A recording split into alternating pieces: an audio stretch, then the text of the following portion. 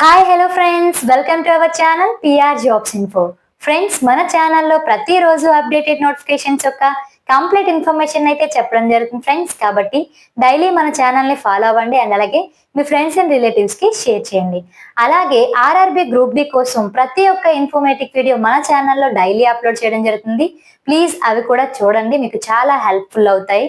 And అలాగే మన PR jobs info app లో ఆర్ఆర్బి గ్రూప్ డి అండ్ అలాగే ఆర్ఆర్బి ఎన్టీపీసీ అండ్ అలాగే ఆర్ఆర్బి జనరల్ సైన్స్ కోర్సులను అయితే పొందుపరచడం జరిగింది.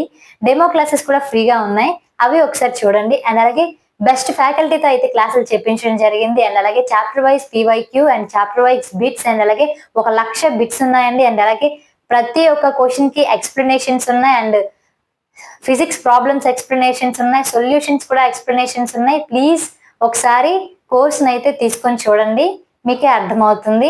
అండ్ 1,00,000 బిట్స్ వరకు మేము అప్లోడ్ చేసాం ఆల్రెడీ, మీరు చూడండి ఒకసారి. అండ్ అలాగే ఈ రోజు వీడియోలో అయితే మనం బయాలజీ నుండి వెరీ వెరీ ఇంపార్టెంట్ 2 బిట్స్ అయితే మనం డిస్కస్ చేసుకుందాం. ఇవి చాలా మీకు ఇంపార్టెంట్. సో ఈ 2 క్వశ్చన్ల నుంచి ఎన్ని బిట్స్ మీకు కవర్ అవుతాయా అనేది కొంచెం మ్యాటర్ కూడా తెలుసుకుందాం, ఓకేనా? సో వీడియోలోకి అయితే వెళ్ళిపోదాం మనం.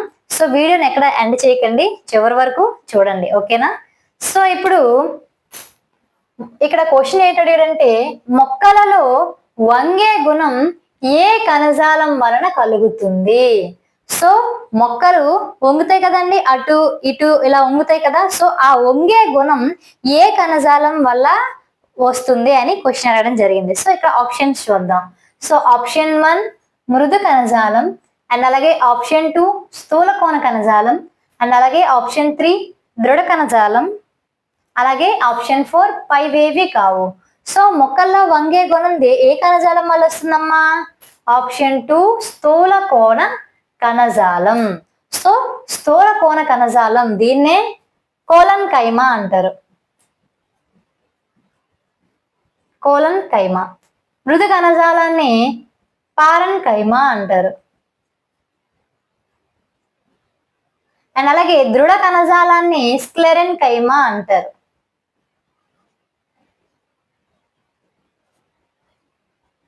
సో ఇప్పుడు స్థూల కోణ కణజాలం కోలన్ కైమా, ఇది మొక్కల్లో వంగే గుణాన్ని అండ్ అలాగే మొక్కల యొక్క స్థితి స్థాపకతను ఏర్పరిచే సరళమైన శాశ్వత కణజాలం అండి. సరళమైన శాశ్వత కణజాలం, అర్థమైందా? ఈ కణజాలం దేంతో ఏర్పడి ఉంటుందమ్మా? సెల్యులోజ్ అండ్ అలాగే పెప్టిన్, హెమిసెల్యులోజ్, హెమిసెల్యులోజ్. ఈ 3 పదార్థాలు కణాంగాలను కలిగి ఉన్న కణజాలంతో అయితే ఇది ఏర్పడి ఉంటుందండి, ఓకేనా? సెల్యులోజ్, పెప్టిన్, హెమిసెల్యులోజ్ కణాంగాలతో ఏర్పడిన జీవ కణాలతో ఇది ఏర్పడుతుంది అనమాట. సో ఇందులో హరిత రేణువు ఉంటుందండి, హరిత రేణువు, హరిత రేణువు ఉంటుంది. ఇది ఏంటమ్మా దీని పని? చక్కెరను అలాగే పిండి పదార్థాలను,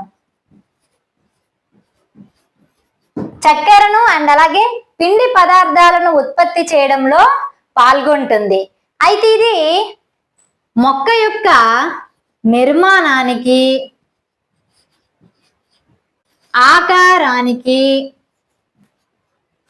వంగే గుణాన్ని అందజేస్తుందండి, వంగే గుణాన్ని అందజేస్తుంది. ఏది?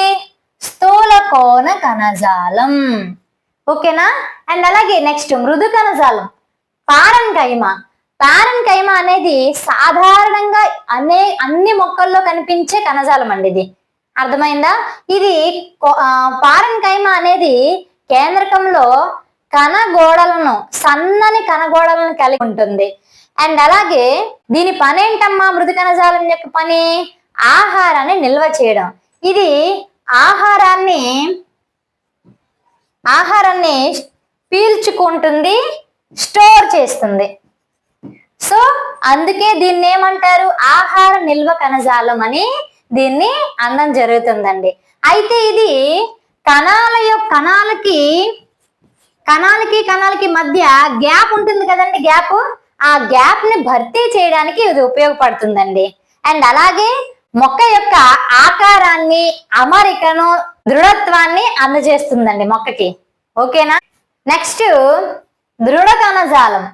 స్క్లెరెన్ కైమా అనేది లిగ్నిన్ మందమైన గోడలతో కలిగి ఉన్న కణాలతో ఏర్పడిన నిర్జీవ కణజాలాన్ని స్క్లెరెన్ కైమా, దృఢ కణజాలం అంటారు. ఇది దేనికండి? మొక్కకి యాంత్రిక బలాన్ని ఇస్తుందండి. యాంత్రిక బలాన్ని, యాంత్రిక శక్తిని అందజేస్తుంది. ఓకేనా. సో మొక్కల్లో వంగే గుణం ఏ కణజాలం వల్ల వస్తుందమ్మా? స్థూల కోణ కణజాలం వల్ల వస్తుంది. ఓకేనా. సో నెక్స్ట్ క్వశ్చన్ చూద్దాం.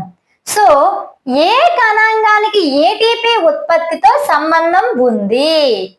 ఏ కణాంగానికి ఏటీపీ ఉత్పత్తితో సంబంధం ఉంది? సో ఇప్పుడు ఆప్షన్స్ చూసుకుందాం. లైసోజోమ్, అండ్ అలాగే మైటోకాండ్రియా, అండ్ అలాగే క్లోరోప్లాస్ట్, అండ్ అలాగే ఎండోప్లాస్మిక్ రెటిక్యులం. సో వీటిలో దేనికి ఏటీపీ ఉత్పత్తితో సంబంధం ఉందని అడుగుతున్నారండి. అయితే the answer is mitochondria. Mitochondria ATP ఉత్పత్తితో సంబంధాన్ని కలిగి ఉందండి. మైటోకాండ్రియాని ఎవరు కనుగొన్నారమ్మా? పోర్టర్ అండ్ పోలర్డ్ అనే శాస్త్రజ్ఞులు మొట్టమొదటిగా సూక్ష్మదర్శినిలో మనకి మైటోకాండ్రియాని సూక్ష్మంగా వివరించడం జరిగిందండి. ఇది ఏ కలర్ లో ఉంటుందండి? ఎరుపు మరియు గోధుమ రంగులో ఇది ఉంటుందండి. అండ్ అలాగే మైటోకాండ్రియాని ఏమంటారు? కణశక్తి భాండాగారాలు అని అంటారండి. ఏమంటారు? చాలా చాలా ఇంపార్టెంట్ ఇది. కణశక్తి భాండాగారాలు అని అంటారండి. ఎందుకు కణశక్తి భాండాగారాలు అంటారమ్మా? ఇవి కణాలకు అధికంగా అడినోసిన్ ట్రైఫాస్ఫేట్ ను అందజేస్తుందండి. ఇది రసాయనిక శక్తి వనరుగా ఉపయోగపడుతుంది. ఏదేని ఇస్తుందండి? Adenosine triphosphate.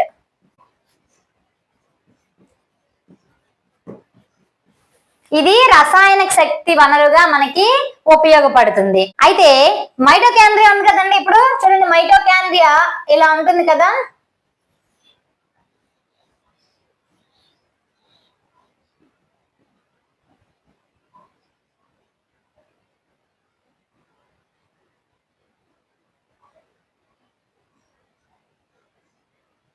ఈ ముడతలుగా ఉండే దాన్ని ఏమంటారండి? అంతర్గతంగా ముడతలుగా ఉండే పదార్థాన్ని క్రిస్టే అంటారు. ఇందులో డిఎన్ఏ ఉంటుందండి. డిఎన్ఏ ఉంటుంది. అండ్ అలాగే రైబోజోమ్స్ కూడా ఉంటాయి. సో మైటోకాండ్రియా ఇలా ఉంటుంది. ఓకేనా. సో నెక్స్ట్ దేని గురించి తెలుసుకుందాం. ఎవరు కనుగొన్నారు? క్రిస్టియన్ డి డ్యూ అయితే కనుగొనడం జరిగిందండి. లైసోజోమ్స్ దేనికి ఉపయోగపడతాయంటే మనకి అనవసరమైన వ్యర్థాలు అండ్ అలాగే పనికిరాని కణాలను విచ్ఛిన్నం చేయడానికి లైసోజోమ్లు ఎంజైమ్లను కలిగి ఉంటుందండి. సో ఇవి పనికిరాని కణాలను విచ్ఛిన్నం చేస్తాయి. సో అందువలన వీటిని ఏమంటారు? ఆత్మహత్య సంచులు అంటారు. ఆత్మహత్య సంచులు అని పిలవడం జరుగుతుందండి. ఆత్మహత్య సంచులని లైసోజోమ్స్ ని. ఇవి ఏ ఆకారంలో ఉంటాయండి? అండాకారంలో ఉంటుంది. అండాకారంలో లైసోజోమ్స్ అనేవి ఉంటాయి. అండ్ నెక్స్ట్ అలాగే క్లోరోప్లాస్ట్ ని ఎవరు కనుగొన్నారమ్మా? ఫస్ట్ జూలియస్ వాన్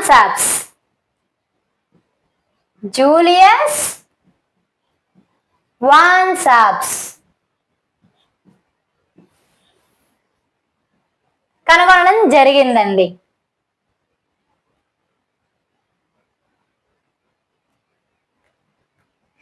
ఇది మొక్కల్లో యుకారియోటియస్ శైవలాల్లో కనిపించే కణాంగాలు. ఇది వీటిలో